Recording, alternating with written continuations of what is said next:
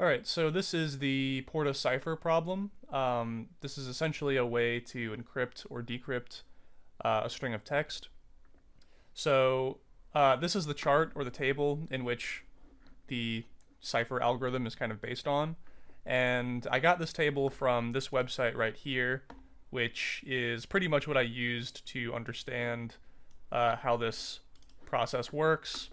This website doesn't give a algorithmic solution. It just kind of tells you, I guess in a way it does. It tells you like what the process is of mapping the keyword letters to the plain text letters to get the cipher text.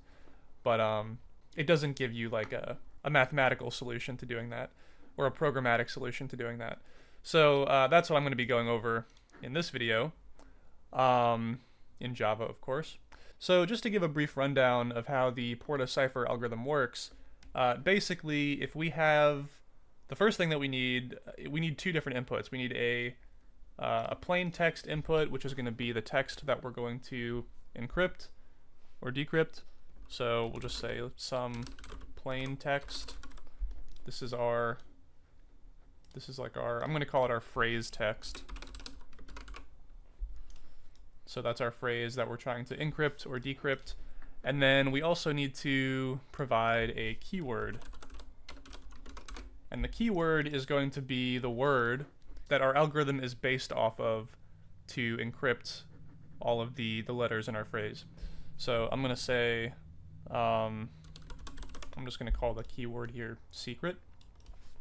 The first thing that the algorithm basically needs to do is map all of the letters in the keyword to all of the letters in the phrase text, and it'll keep repeating the letters in the keyword once it runs out. And so what I mean by that is the algorithm, as a first step, should take all of this and convert it into something that looks a little bit like this. So I'm going to make a kind of two different columns here. So I'm going to call this phrase letter, and we'll call this keyword letter. And essentially, let me just extend this line here.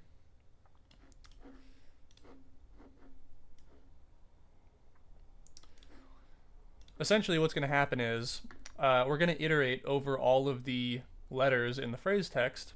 So the first letter is going to be S. So that's our first phrase letter.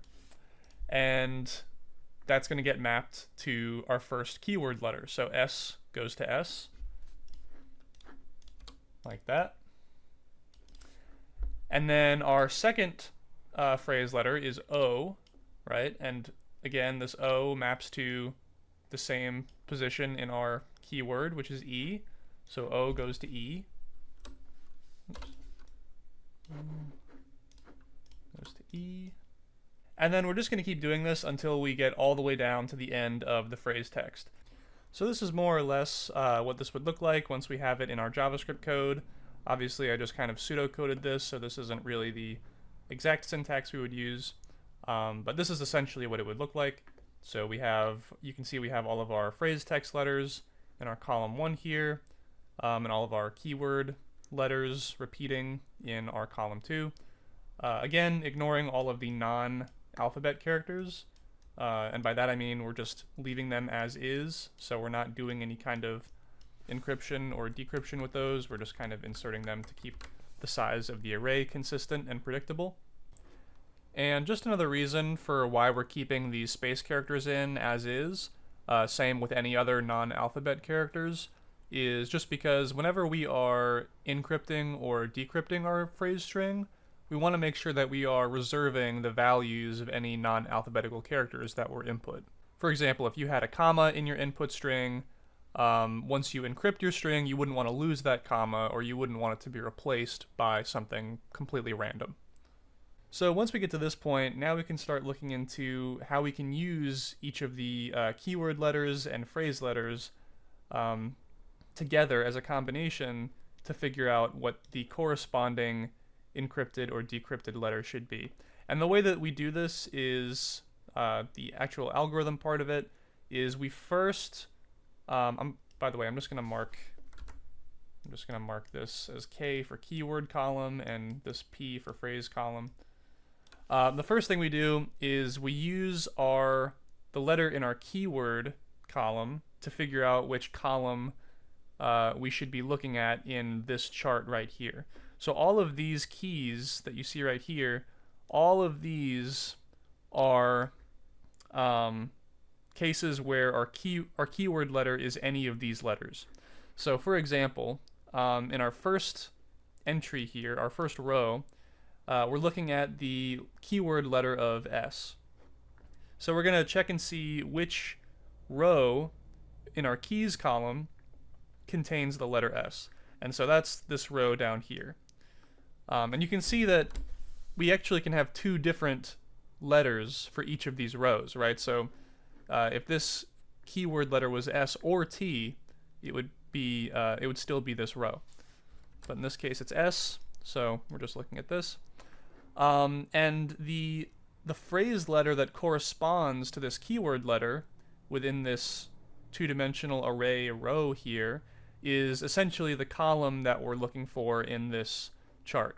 So in this case, it's S again, right? So this is our phrase letter.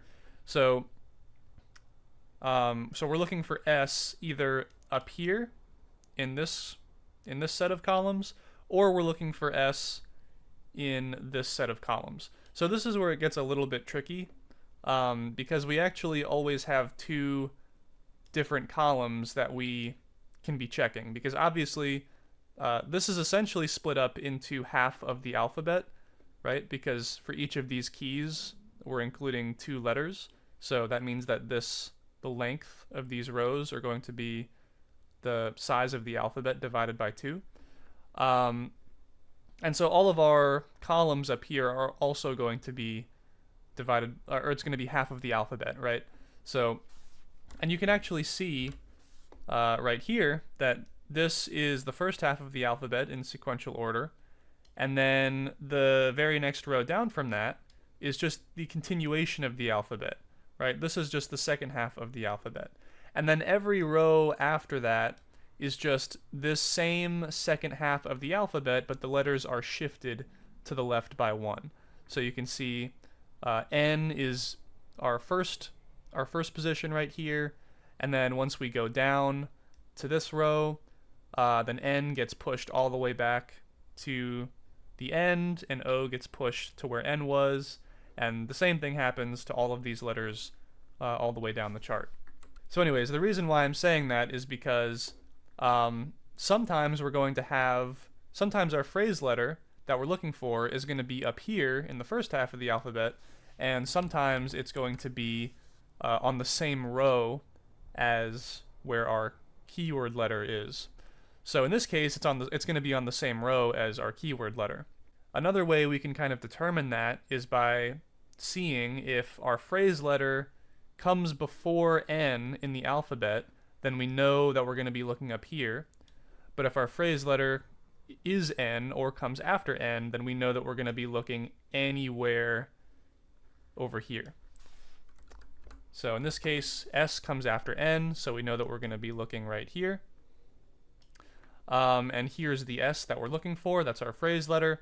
And then essentially whatever column that this corresponds to, whether it's the one up here or the one in the row, remember these are the two columns that we're looking for here, the complement or whatever the opposite letter is of these two columns is going to be what the encrypted letter is.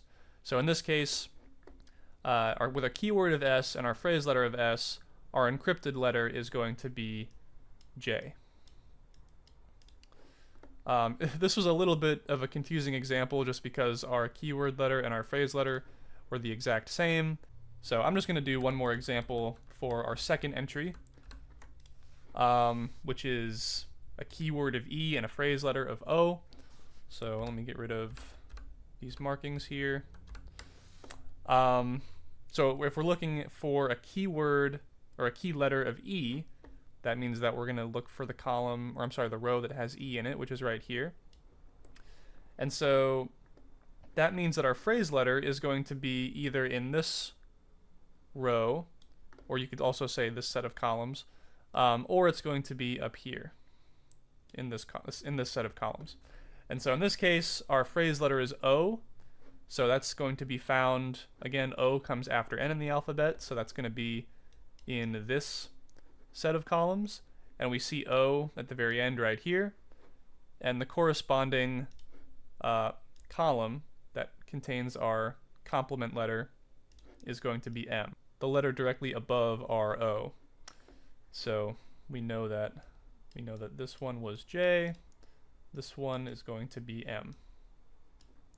So just to take a quick break from the concept-heavy part of this video, all of that explanation that I was just talking about is essentially this part of my solution code, which is essentially just creating a method that takes a phrase input and a keyword input, and it creates that two-dimensional array, mapping all of those letters to each other. So I gave a little output example here. If your phrase was hello and your keyword was box, then your output would be a two-dimensional array with all of the rows being the first column of every row being your phrase letter and the second column being your keyword letter. So that's essentially what all of this is doing. So that's a good chunk of the algorithm already complete, I would say. The only thing that we need to do now, once we have this table set up, is to figure out for every single one of these rows what the corresponding Porta Cipher letter should actually be. So now we are at by far the hardest part of this algorithm for two main reasons. The first one being that, as I said before, for each of these row indices, we can have two possible letters that determine the row index, right? So for both letters A and B, both of those letters can represent 0. For both letters C and D, they have to represent 1. For E and F, they have to represent 2, and so on. The second part is, as I mentioned before, the fact that we basically have two halves of the alphabet that we have to check for our phrase letter. Because whenever the first step is, of course, getting the row, which is determined by our keyword letter, right? So if I have a keyword letter of E, I know that I'm looking in this row right here. But then I need to check and see where my phrase letter, my corresponding phrase letter O is. And so I know that O is going to be in the second half of the alphabet since it comes after N, right? So it's not going to be up here. So I know that O is going to be in the row of my keyword letter. So in this case, I know O is right here, and that means that the encrypted letter is the column opposite of where my O is. So my encrypted letter is M. But if my phrase letter, instead of it being O, let's say my phrase letter was F,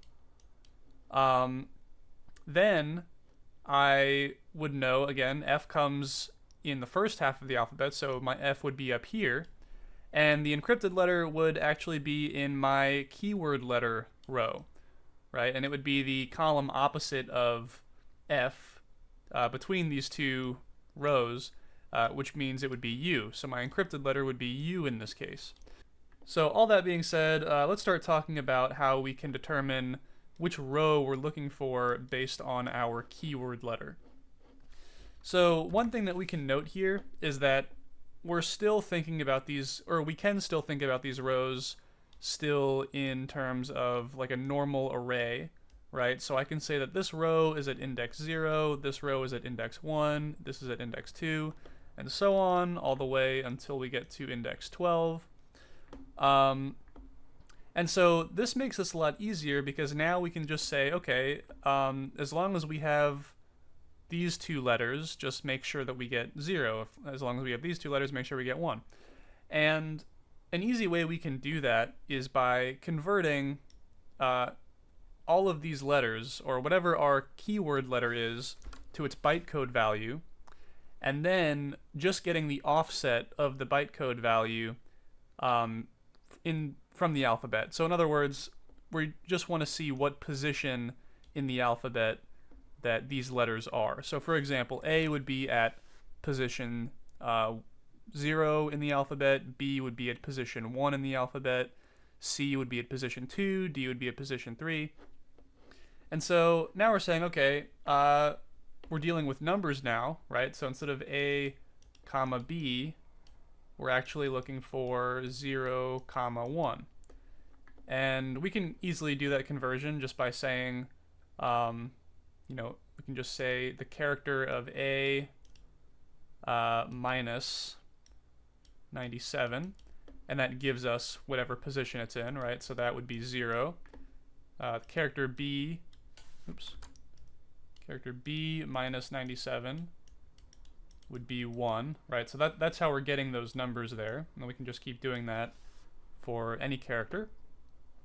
And so now we can just say, okay, well, if we know what these numbers are with respect to the alphabet, how can we make it so that for every 2 sequential numbers that we get, just try to map it to one number that comes in another set of sequential numbers. So for example, 0 and 1, which represent A and B, should both come together and give me an output of 0, since they're both at the 0th index. 2 and 3, which represent C and D, right, the next 2 letters in the alphabet, they should both be an input to a function that outputs the number 1, since C and D are at the first index, or the first index in the array. And then the process keeps on going. So for 4 and 5, these would map to the number 2. And it turns out that we can easily create a function for this by using either the floor or the ceil functions. Again, I just have to stop here because I don't want to waste anyone's time. You can use the floor and ceil functions to create another function that will take 2 sequential inputs and give you one output for it. But in the case of Java, we actually don't need to do that because the way that arithmetic works natively in Java kind of does this process for us. For example, if you took the number literals 1 and 2 and you just divided them, then Java would just automatically round down to the nearest integer, which would be 0. So it's essentially doing the floor function for you automatically. If you did 2 divided by 2, that gives you 1. If you did 3 divided by 2, that gives you 1, and so on. So just doing regular arithmetic division in Java automatically generates this sequence for us, which is pretty convenient. So going back to the code, this is basically what the function would look like for generating that series. It's really not that complicated, and as I mentioned in my side note, we don't even really need to use the math.floor or math.ceil functions, since essentially what would normally be a frustrating typecasting issue in Java, this is one of the rare instances where the automatic typecasting is actually helping us here, because doing this division just as 2 number literals here, Java is automatically typecasting this to an integer, which is dropping the decimal portion of it. So it's essentially kind of a way of using the floor function. But either way, this will make it so that whatever character we input into this function, it will give us whatever index in that 2-dimensional array chart that character should be in. So that's going to be super useful going forward for doing the rest of this algorithm.